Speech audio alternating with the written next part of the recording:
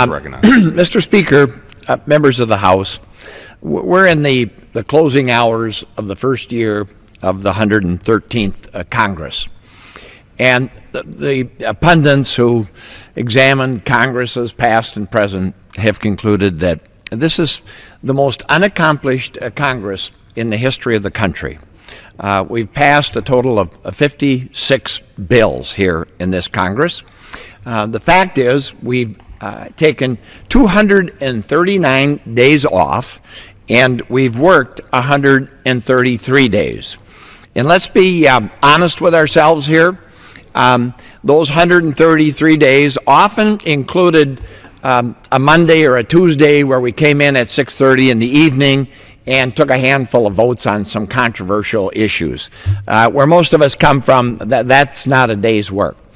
And by the same token, more often than not, we left on a Thursday or a Friday somewhere after taking a few votes that morning, and then heading back to wherever we were headed.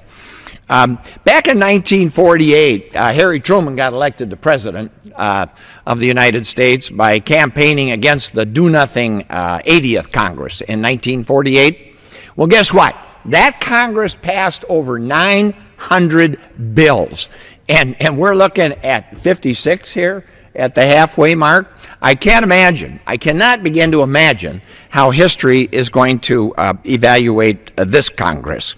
The Wall Street Journal said, and I quote, "This Congress is long on partisanship, indecision, and brinkmanship."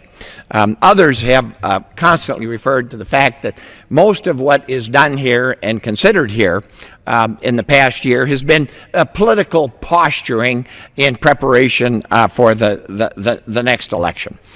To be fair, we have accomplished some things here.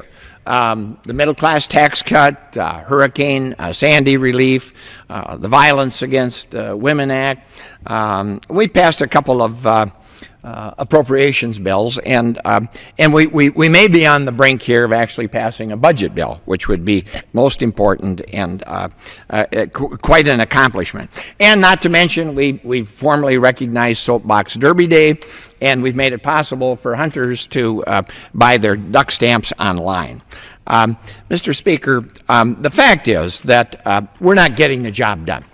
And the fact also remains that in this country, the rich are getting richer, the poor are getting poorer, the middle class in this country is getting crushed.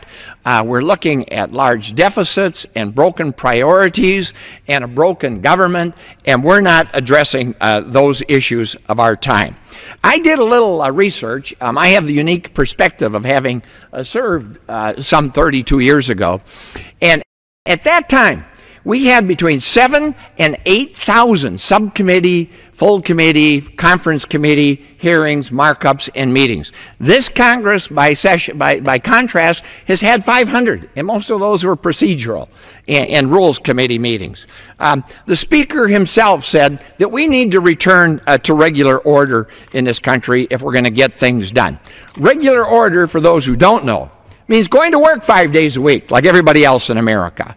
It means working full days. It means fully engaging the subcommittees and the full committees and all the members of the Congress. Because when we do that, that's when we get things done. When we sit down and we have open, bipartisan discussions, everybody gets their amendment, everybody gets an opportunity to exhaust all the arguments, everybody gets a vote. That's how people come together. That's how you get things done. That's how you fix things. And that's the way the Congress operated for several hundred years, and that's not the way it's operating today. Mr. Speaker, my fellow colleagues, if we're going to get things done and reverse the terrible reputation of this Congress, I implore the Speaker and the leadership and all of the members to demand that starting in January of next year, we restore regular order. We go to work 5 days a week. We employ the subcommittee and the full committee process that has worked so well for so many hundreds of years in this country, because that's how we get things done. That's how we fix things here in this country. That's how we get our economy back on a pro-growth trajectory, and that's how we restore the people's confidence in our what is now a broken government and a broken Congress. Thank you, Mr. Speaker.